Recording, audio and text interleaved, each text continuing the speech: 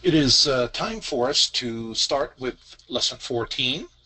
And as usual, I need to remind you to take a few moments to pause the lesson and refresh your view of the disclaimer and read it and take another look at it. All right. In our last lesson, we had begun to take a look at how we would incorporate some technical analysis in addition to our profile concepts to help enhance our trading and increase perhaps our confidence level as we trade. We will continue to take a look at this process of integration in our lesson today. So we will talk more about the Keltner channel, and we're going to introduce another tool that is useful, especially in a sideways or a non-trend day or on neutral days. The tool is the stochastic, and more specifically, we're going to talk about a special form of the stochastic, which is not available on many platforms, but fortunately, it is available on Market Delta, and that's an unbound stochastic. Then we are going to cover three concepts that we need to be familiar with vis-a-vis the profile. We're going to talk a little bit about ledges, what they are and what they mean and what they tell us about the market. We're going to talk about the closing range, and we're going to look at what is described or what should be identified as a failed range extension. So we have some interesting things to cover, and let's go ahead and proceed with that. Let me come back and revisit the Keltner channel, and I will refresh your memory. The Keltner channel, again, is a band that is based on some standard deviation of a moving average. The Keltner that I like to use, and I'm going to recommend for you, is one that is based on the 20 moving average. And you will find that the 20 simple moving average is an important average in the market. Prices tend to interact to it vigorously. You will see that the market does not like to travel very far one way or the other from the 20 moving average, and always likes to come back and sort of test.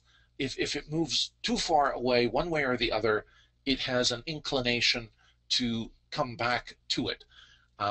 The same actually also holds true of the 50 moving average, but the 20 is a more immediate and seems to be more in interaction with price action as you observe the market. So that's why it is a good setting for the center line of the Keltner channel. Now, the default setting is usually one standard deviation. I recommend 2 standard deviations. This is a setting that you may have to revisit based on the type of instrument that you trade. And 2 standard deviations is a good setting for the ES Mini. And you will find that that will be, in my experience, I found it to be true for many other instruments as well. However, some instruments tend to stay closer to the 20 simple moving average and don't deviate that much from it. So you may want to go to either a 1 standard deviation or 1.5. And you will find that there will also be some instruments that are very volatile and go as far out as 3 standard deviations, sometimes even 4. Those are very volatile types of instruments to trade. Now let's talk a little bit about the bands themselves. So we have a moving average as our center line that's surrounded by a band to the top of it, as well as another band to the lower side of this center line. And I want to draw your attention to the width of the band itself, the distance between the upper band and the lower band. Of course, the center line really is our blue line because that's the same as our 20 simple moving average. When you get directional markets, you're going to find that you are going to have a rather wide band for the Keltner. So that's always an indication that there is a directional market when you see these bands expanding and widening. They never quite widen like a Bollinger, but nevertheless, you will see that they will appear wider in directional markets. And interestingly enough, in directional markets, you will also tend to see prices on one side of the Keltner, not really moving up and down within the Keltner, but up to one side or down to the other side. Now take a look at how the Keltner narrows when we have a non-directional or a non-trending market. And this is one feature that just visually helps you right away by looking at the Keltner to sort of see what the market is doing. Is it in fact trending, or do we have narrow bands and are we in a sideways market?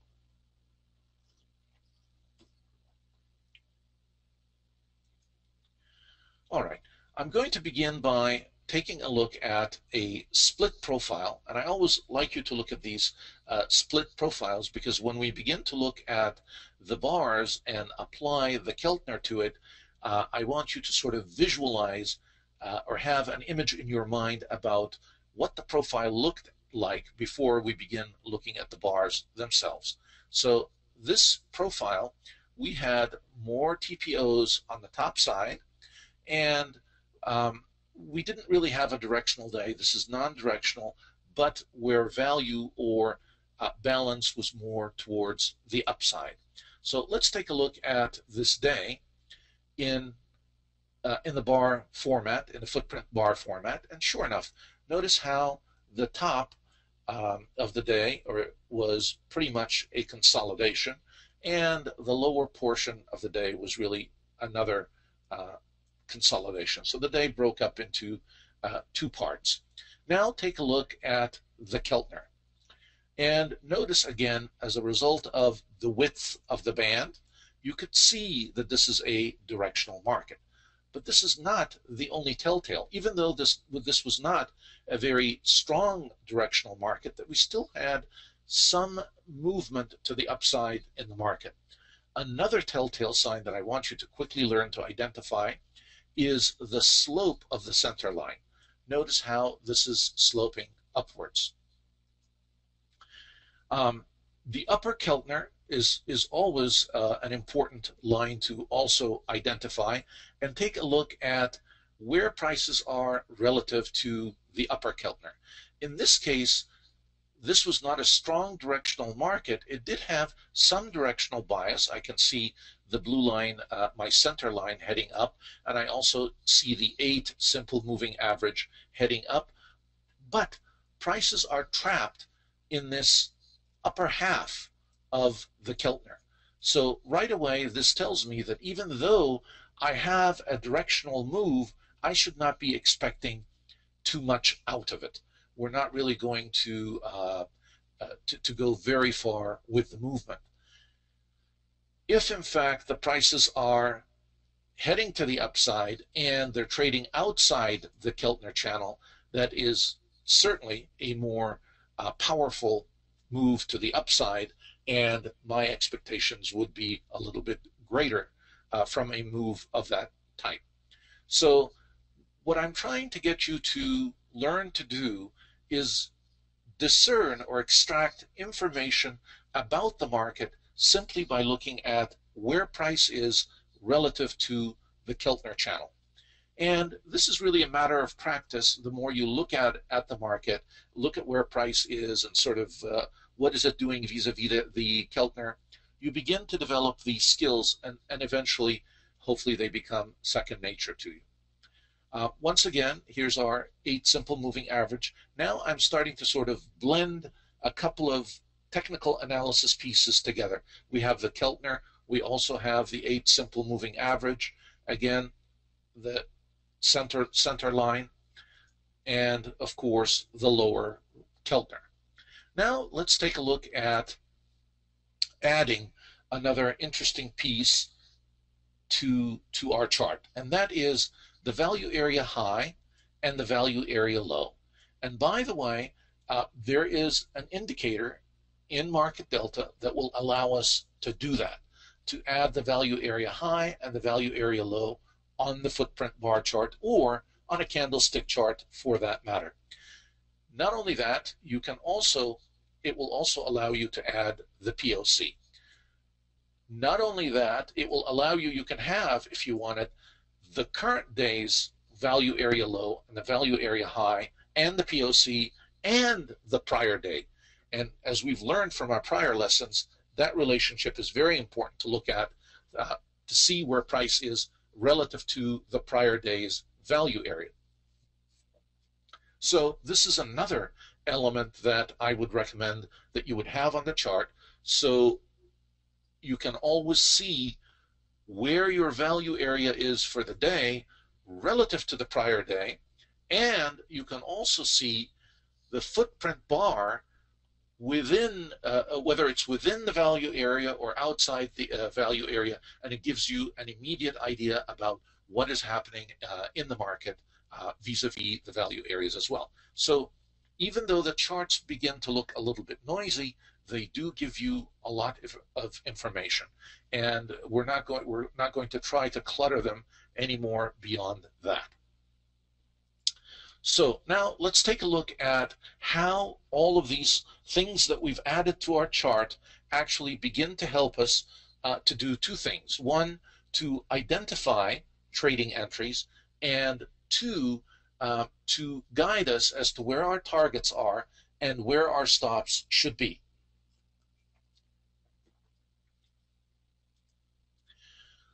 Let's begin with this basic trading strategy, and we start out by identifying an indication that prices are going to turn around. Now, you may choose to take the entry right here at this point, or you can take the entry when in fact price comes back to test this level again. But the one thing that I want to highlight for you to train your eye to spot very quickly, take a look. When you have a bar with a lot of red, and it is a fairly wide range bar, and then all of a sudden, towards the bottom of the range of that bar, you see high volume, and all of a sudden the red turns to green. This is an indication that, in fact, prices are going to change direction, and another time frame buyer has stepped into the market. So if prices drop a little bit lower, and sometimes they do, you may want to see this as a buying opportunity and buy a little bit lower.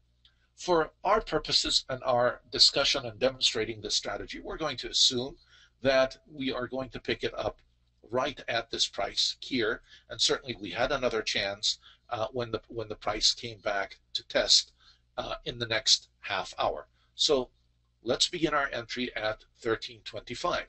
The next key question would be, where would we want our stop? Well, in this case, I'm going to use the Keltner to help me out with the stop.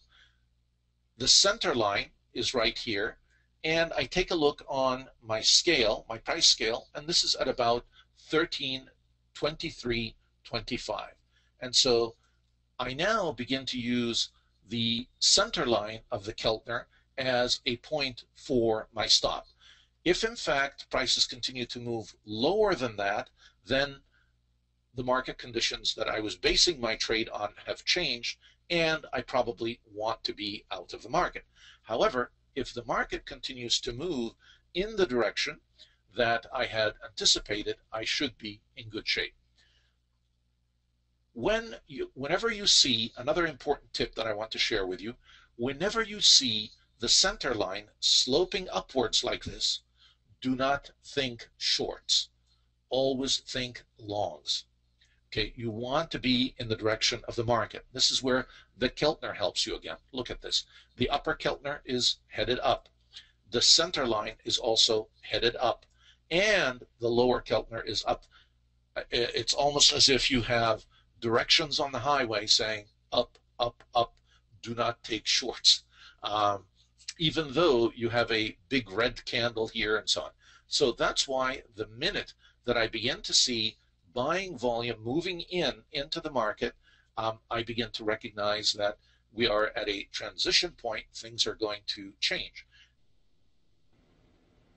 And sure enough, many traders will then begin to buy when they see that the POC for volume has jumped up and they get into the trade up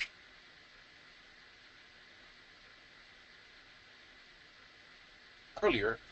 I don't want to give up all this profit simply for the confirmation of the volume POC. And yes, of course, when you see a big jump like this in volume POC, that's also another strong indication that in fact the market is going to move up and continue moving up.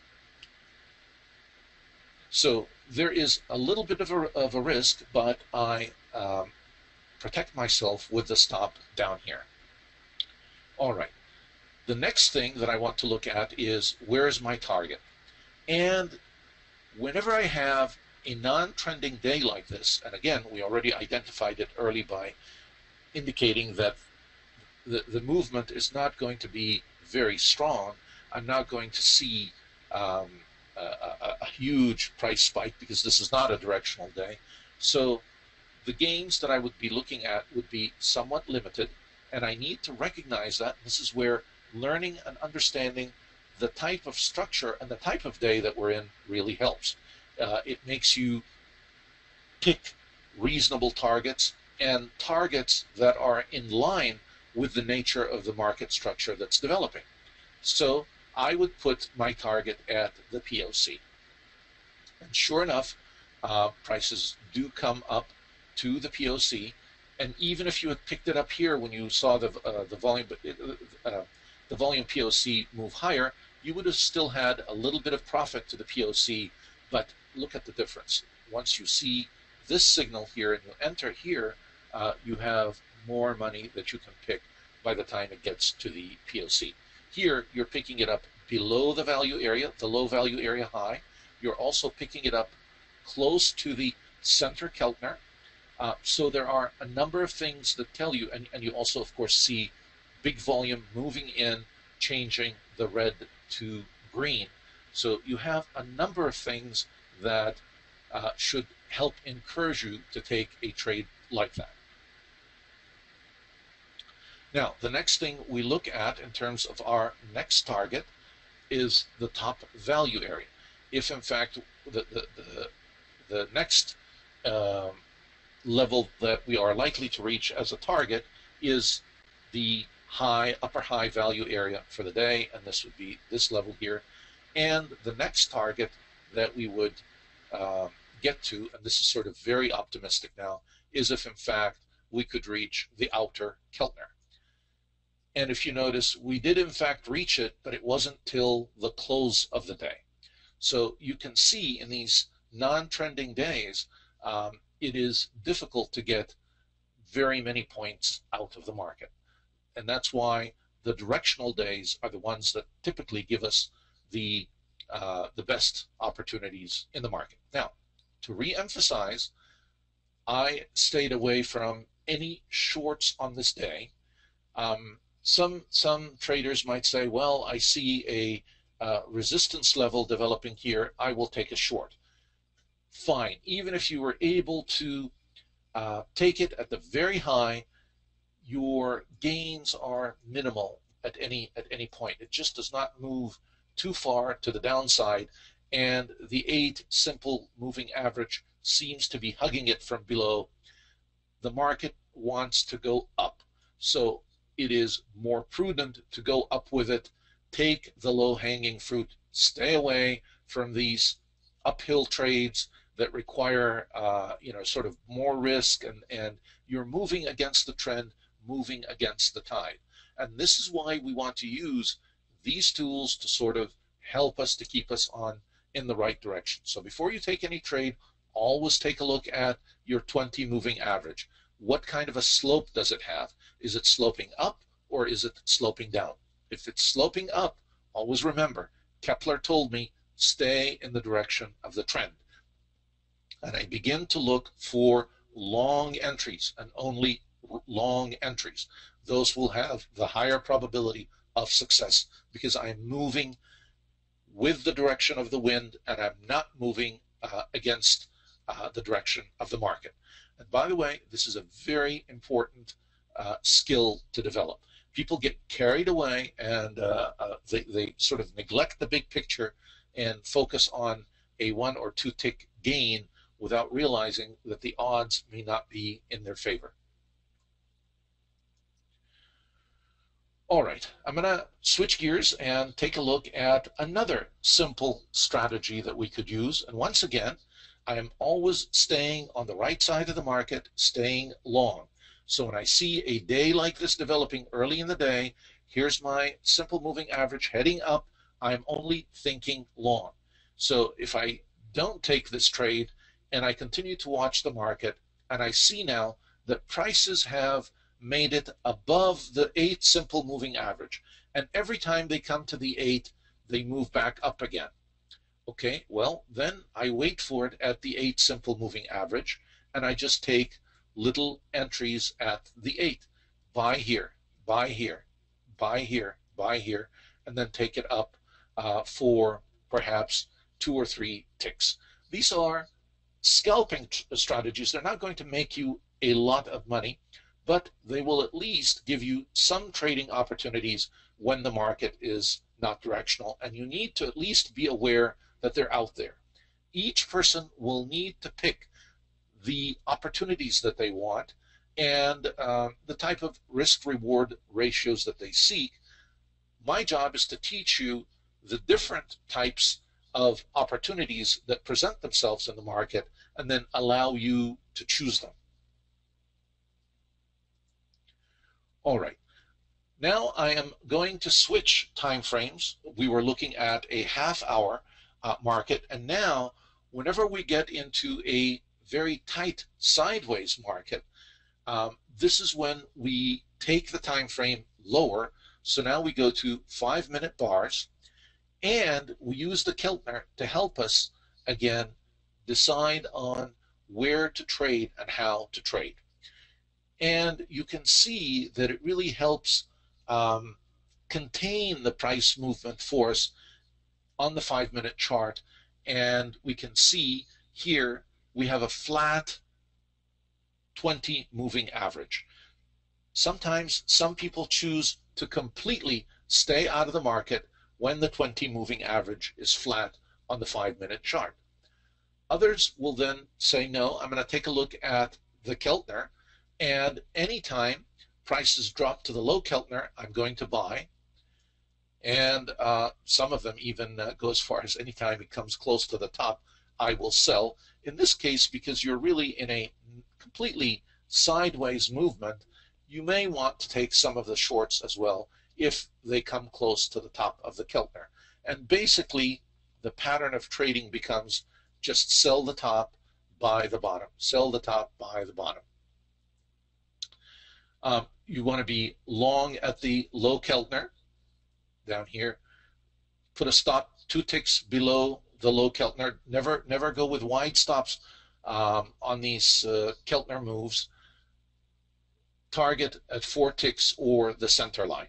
So if you're starting down here, your target is going to be the center line. If you're starting from up here, once again, your target is the center line. And here in this type of trading, you're not looking for target 1, target 2. There's no direction. There's really no momentum in the market. These are minuscule, tiny trades, and you have to recognize them for what they are and trade them accordingly. Don't expect much of a market that has a flat 20 simple moving average. This is a 2, 3 tick, 4 tick tops is what you're going to get. And quite often for beginners, I would say, unless you've really practiced this technique a lot on paper trading, stay out.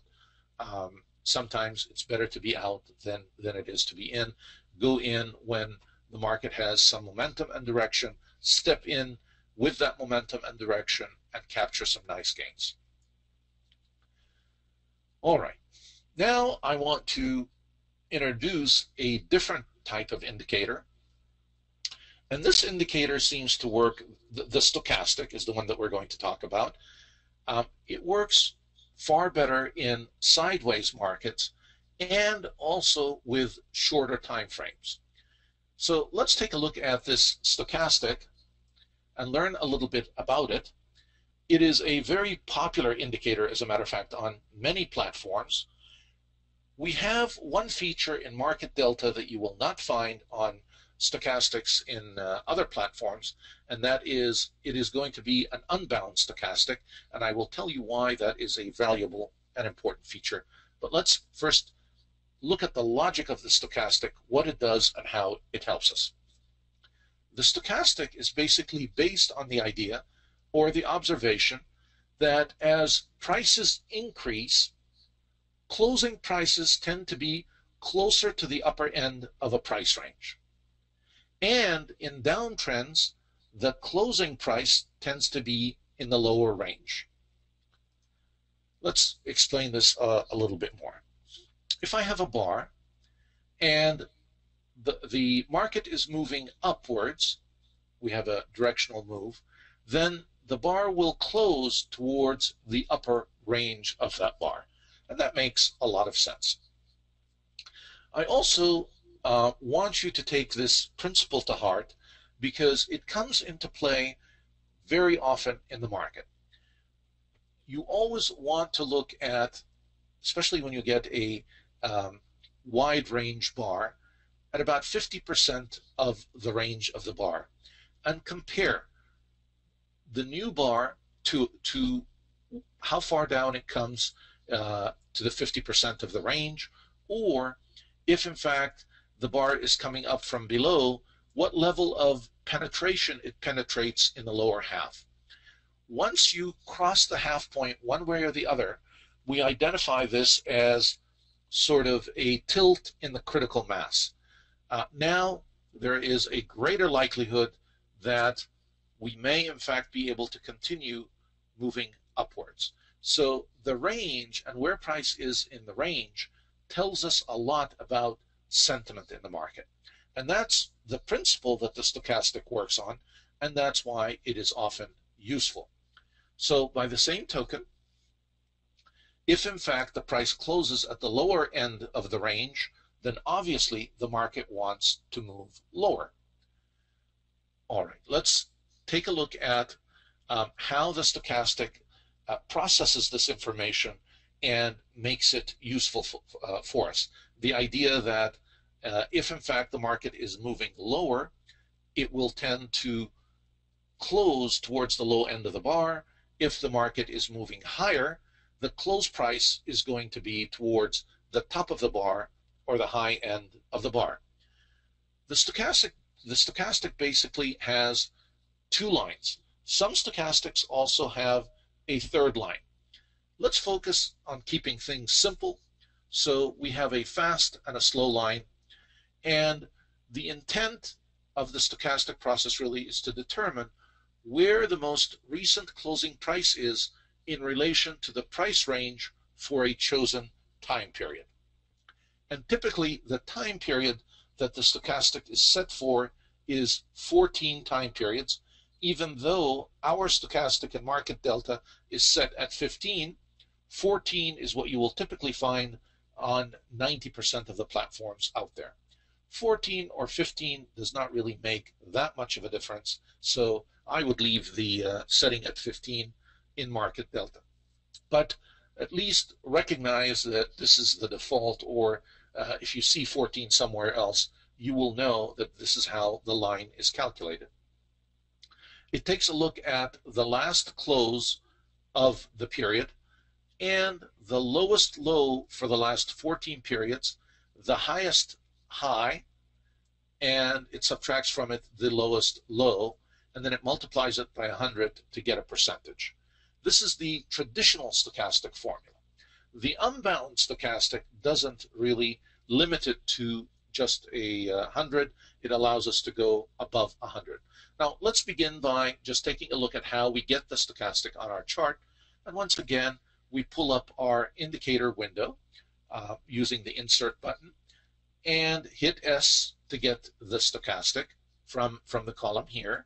So if you click on the S, you'll get the indicators that start with the letter S. Pick stochastic.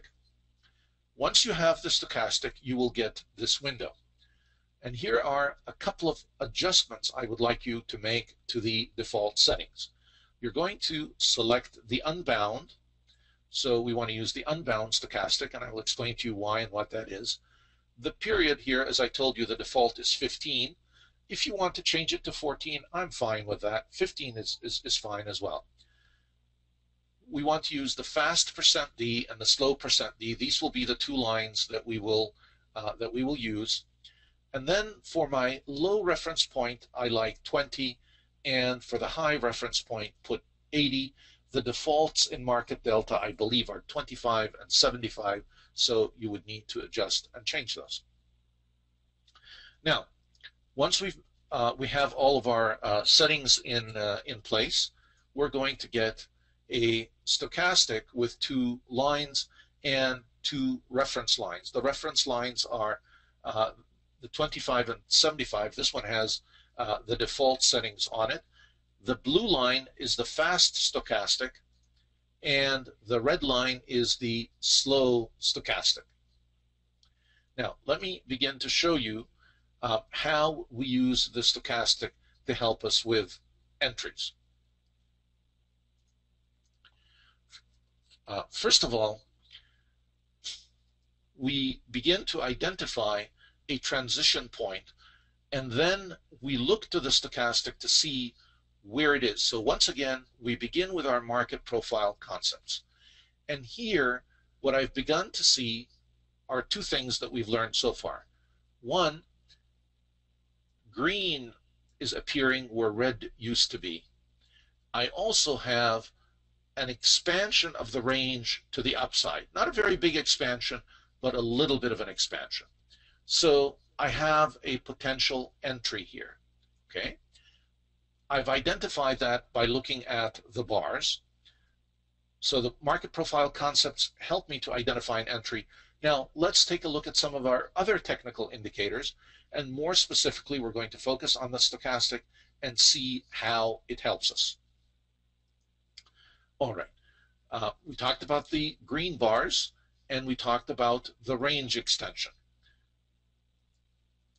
All right, the first technical indicator that we already know about is the Keltner.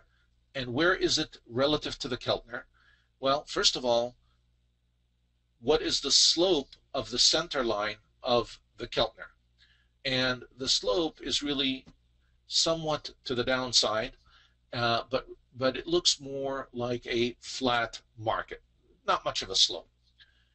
So it is a sideways market, and I have an entry that's well below the Keltner. I would be thinking, since this is a sideways market, of a long entry at this point. And this is where I would look at the stochastic to sort of reaffirm my thinking. The first thing I look at is, where is the stochastic relative to the two reference lines? If in fact the stochastic is below the lower reference line, then that is telling me that the market is oversold and that in fact it may be a good time to buy. Now, if we look at it here, and I want to take a long, is in fact the stochastic below the low reference line? And it is. So it reaffirms to me at least that the proper entry at this point would be a long, and certainly I should not be thinking about a short. Now, moving right along, let's take a look at what is happening to the actual stochastic line coming up from below. Have we started to see some closings towards the high end of the range? And are we in fact starting to get a little movement in the market to the upside? And once again, the stochastic affirms that for us. It's heading up towards the upside. So these all would be indications that would support an entry at this point. By the same token, if I were to come over here, and since I'm in a narrow range, look at how narrow this range is of the Keltner. And if I wanted to take a short at this point from the top of the range, I'm close to the top of the range. I'm starting to get a buildup of red, and the stochastic is up here high towards the top reference line. This would be another indicator that reaffirms, yes, there's a good chance things will move to the downside. However, since I am not above the top reference line, it is not that great of a signal. The higher I am above the top reference line, the better the affirmation or the confirmation. Now, markets are not perfect, and you don't always get these very high highs up here and so on. And sometimes also frequently you will see the stochastic move up and then down, up and then down here in the range before it starts really climbing to the upside. But nevertheless, at least you know that generally speaking, the market, when it's way down here, is really in an oversold condition, and that this is when the buying opportunities begin to surface. However, be very, very careful with the stochastic in directional markets. The stochastic is a good tool if your market is moving sideways. If you get into directional markets, quite often the stochastic can be very misleading because it will stay either above the reference line for a very long time, and it will continue to go higher and go up, or it will stay, if the market is trending lower, down here, making you think there are buying opportunities, whereas it will continue to drop with prices, and it just stays flat down here for a very long period of time. So the only time I want you to pull out the stochastic and look at it is when, in fact, you are in a sideways market. This is when it becomes helpful. Now, the unbound and bound feature. Bound stochastics can only go up to 100 on the scale. An unbound stochastic, like the one that Market Delta features, will allow you to go as high up as it wants. And this is very nice in a way because it doesn't restrict my stochastic, and it gives it freedom to move up as much as it wants. The same thing on the top side as well as the bottom side. So it acts as a filter for me, weeding out many bad signals or bad readings that I would get from a bound stochastic. I would not get those on the unbound stochastic. So that's why I like the unbound feature. All right, we're going to now switch gears and leave our technical indicators. Hopefully you now have a little bit of a feel for how to use these in tandem, in conjunction with some of the market profile concepts. And we're going to return to some market profile concepts and talk about those a little bit more. And we're going to begin talking about a ledge.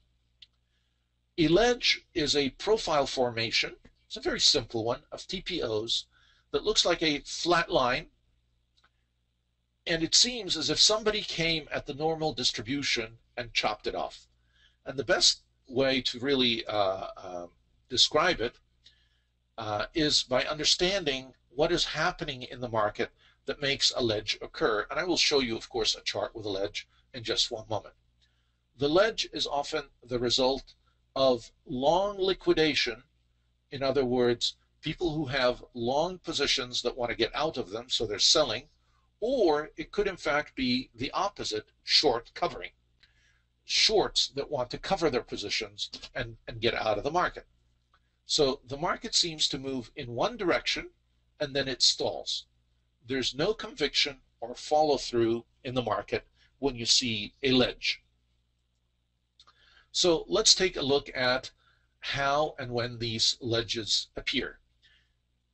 We have two consecutive ledges here. Take a look. Prices came up to here and started to form a ledge. We have a low ledge down here, and we have another ledge up here. Now, this is on the 30-minute profile. And basically what this is telling me when I begin to see this is that prices in this area are, we have people that are liquidating positions and we have some that are covering. We're starting to develop a balance, or we're going to be trading in a range. So when I begin to see this on the shorter time frame, this is what it's telling me. Now I want to show you an actual video of how these ledges develop so you have an idea. Let's watch this together. Okay, watch this day. We opened within value, and then we get a little bit of a range extension, and we extend to the upside, and then we come back down, and we make a new low, come back with period D, and if you haven't already discerned, this is developing what is known as a neutral day. Okay, the beginning of a ledge here, F and G. Now notice FGH, we have, here, let me stop. Okay, here's a ledge. So when you see this, what this is telling me is when we get to this point, somebody is selling. We're getting some selling at this level. Now let's see what continues to happen. Okay, makes prices drop back down. This is a ledge at the top. Okay, we were able to break through the ledge to the upside.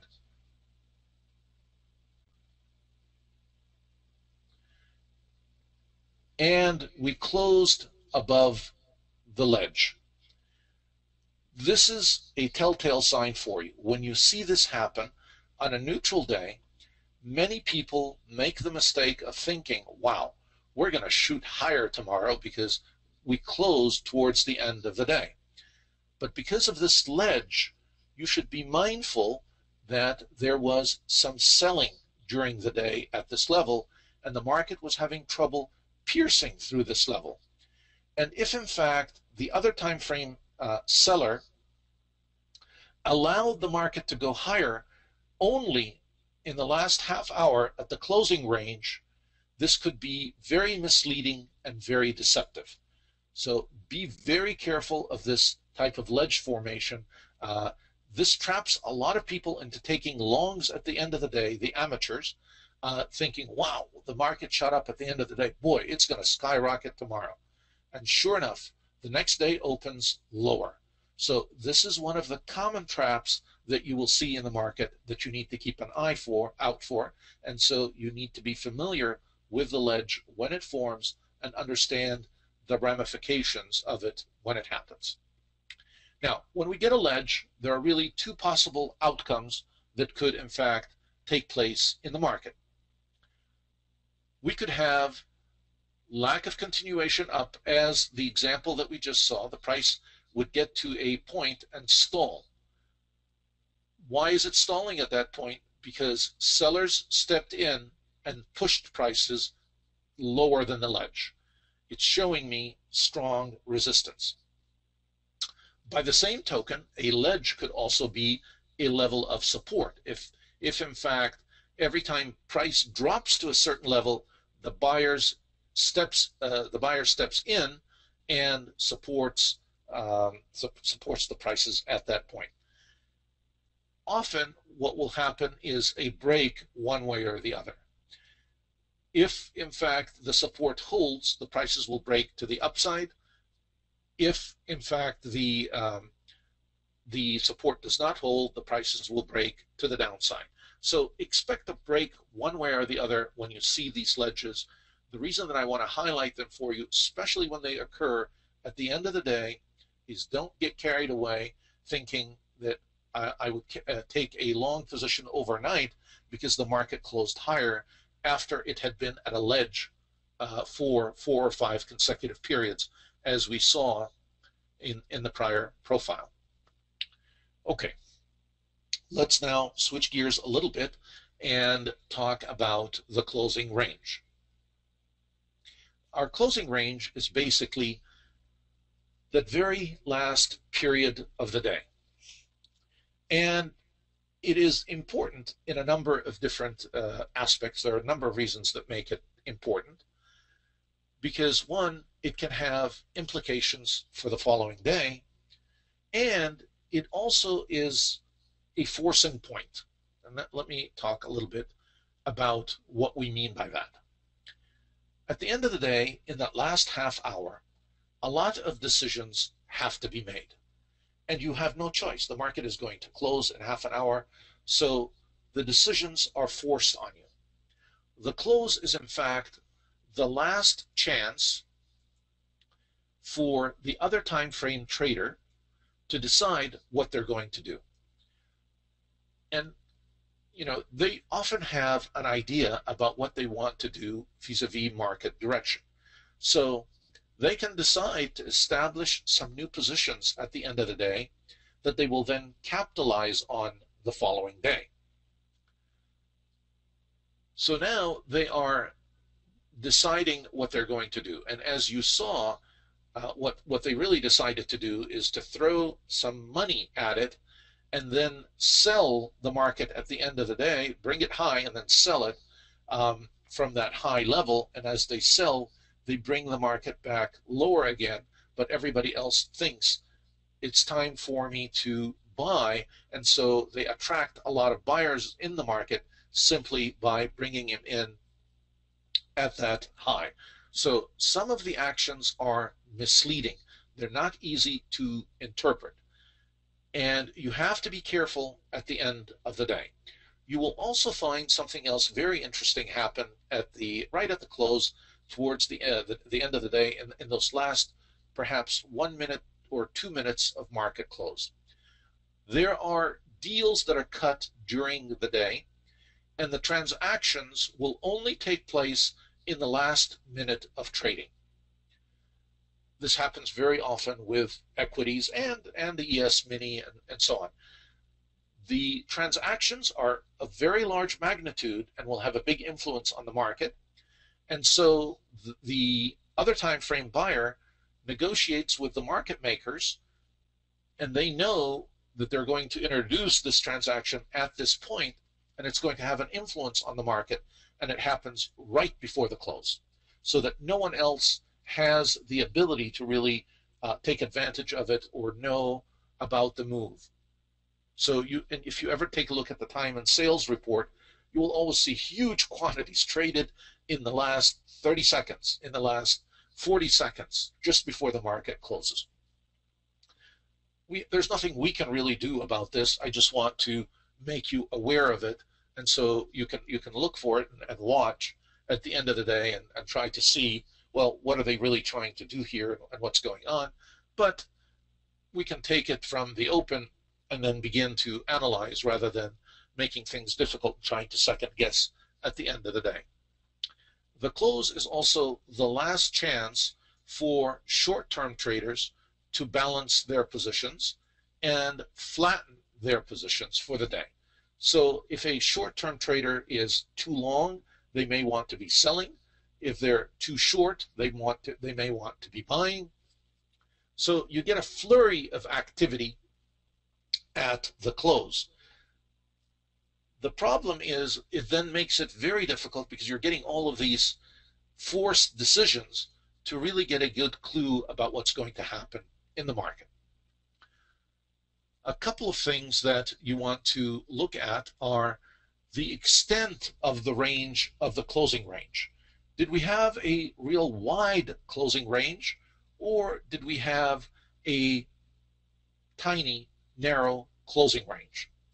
A tiny, narrow closing range indicates that there's really no directional conviction. No one is really trying to send a message to the market one way or the other.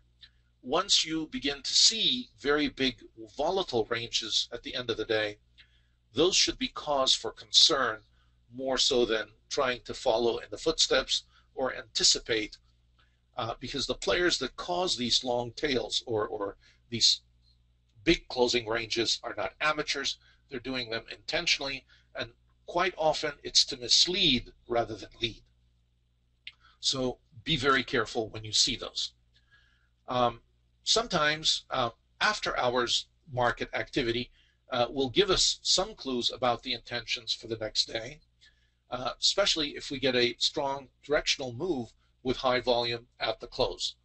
This may indicate that the other time frame buyer or seller wants to influence the market one way or the other.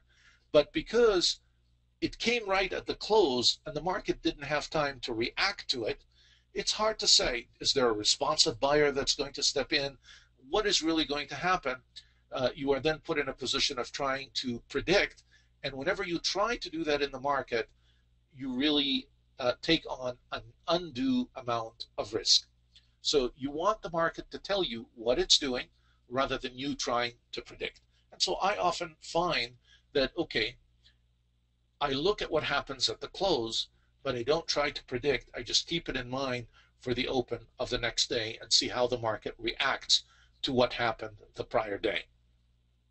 And certainly a very simple thing that you look at is, where is the new day's open relative to the prior day's close? And we've already talked about that several times. And we also take a look at where is that open relative to the entire prior day's range. So the close factors into what is happening for the next day's open, but I don't want to ever use it to try to predict. All right, the last topic that we want to tackle together in our lesson today is a failed range extension. Now, a failed range extension could surface or appear on a profile chart in a number of different ways. It could be simply just a single print. It could be 2 to 4 single prints. It could be a double print at the top or at the bottom of a range. So there isn't one single form that a failed range gives me, but basically what is happening with a failed range extension is the market tried to move and extend in a particular direction, and it failed. All right, the important thing is, what is the implication of that? What does that really mean? Well, guess what? The market's going to turn back around and try to test the other direction. So failed range extensions are very important to recognize, because they tell me if the market failed in this direction, it is probably going to start moving and testing in the opposite direction. If then it finds support in the opposite direction, it will come back and test again where it failed before. It doesn't immediately give up. But if it tests on one end and starts failing, okay, well, let's test then. Do we really have, if it was trying to go up and every time it was trying to extend up, it couldn't do it, then it goes back and says, well, wait a minute, let me go back and check my support and see that I have the support that I need. And it goes back. If it finds the support, it then becomes bolder and comes back again and attacks the same resistance level that made the original failed range extension. All right. Basically, a failed range extension is telling us there is no follow-through after the initial attempt at range extension. In other words, somebody was trying to push prices one way or the other. They didn't have the conviction, and so as soon as they were met with some sort of responsive behavior, they really abandoned the scene. They were nowhere to be found. And so the range did not extend because no one really had the stamina, the wherewithal, the conviction to continue with the range in that direction at that point of time, or at that point in time. Let's take a look at a failed range extension here. And this failed range extension really was to the downside. We came down with column B, and then all of a sudden we got to this level, and what happens? We couldn't extend the range anymore beyond 13, 22, 25. What does that mean? Well, as a profile trader, I know that what happened here is prices dropped, and when they dropped to this level, a responsive buyer stepped in and started buying. And when the responsive buyer stepped in, prices did not drop any lower, because if I take a look at C period, here's what happened. C period opened at the low of period B. Again, it dropped one print to the same low of the prior period B, but was not able to penetrate or record a single print below that level. So obviously the responsive buyer responded again and picked up prices, and look at what they did with them. They moved prices in the C period all the way up back to the point of control. And if you notice, C printed one print right above the point of control. All right, then what happened with period D? Well, obviously in period C we dropped back a little bit more, and period D opened right here. So we were in the lower portion of the value area, and period D took us higher. Now, because the market failed down here and we were not able to extend the range to the downside, let's see if period D is going to try and test and see if we could extend the range to the upside. Sure enough, period D comes along and they try to move prices higher and higher and higher. We go past yesterday's low value area, but we're struck down at D period with the value high for the day. So now D drops back down, E opens up here near the high. So now we are beyond the critical mass point. We are now trading in the top range of the day. Piercing or extending the range to the other side is now a goal that we're going to try to see if we can achieve. And sure enough, E period starts to move a little bit higher, but doesn't get very far. And once again, we're stumped, or the resistance is at the day's value area high. We then begin with F period. And since we couldn't penetrate and go any higher with D, E, or F, what happens now is we start to move lower with F. And the same thing with H. H sort of falters around the middle point. We have not been able to break higher until we get to I period. And I period, in fact, manages to penetrate all the way up to here, but we still are meeting resistance at the top. When we cannot penetrate and we cannot extend the top, what do? We rotate, we come back around and try to extend the range to the downside. And sure enough, once again, we're met with the responsive buyer. So what we have here is a responsive buyer at the bottom and a responsive seller at the top. And both, the end result is we are trapped in this range for the day, and we don't get a range extension one way or the other. And that keeps us within that range. But what you need to recognize is that when a range extension fails on one end, the market then tries to go back and test it at the other end. If it fails on this end, it comes back again and tries to test on this end. And that is the rotation of the auction market. And these are that's what a failed range extension looks like.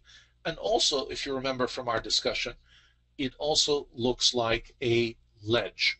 A ledge has formed right here at the low. Now,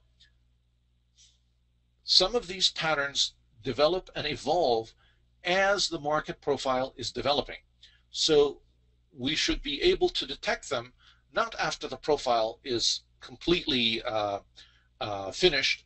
We need to also be able to see these patterns as they develop during the day, because they give us some insight as to what is likely to happen. So when I see that B and C both fail to extend the range down here, I should now know that prices are going to go quite a bit higher, and there is a very high probability we're going to try to go up and test the highs of the day. The range is going to move up. I don't need to wait for the entire day to finish to be able to discern that bit of information. The sooner that I'm able to get an idea about the structure that's developing and the type of rotations that are likely to occur during the day, the more opportunities I'm able to capture. And I know that this takes a little bit of time to grasp and to experiment with, and that's why I encourage you, when you, after each lesson that you take, to try to apply these concepts in real time, in the live market. It's one thing to look at things after they've happened and after the fact as historical, but it is also another skill to be able to identify them in the live market and to learn to capitalize on them. All right, and on that note, I will conclude our class for today.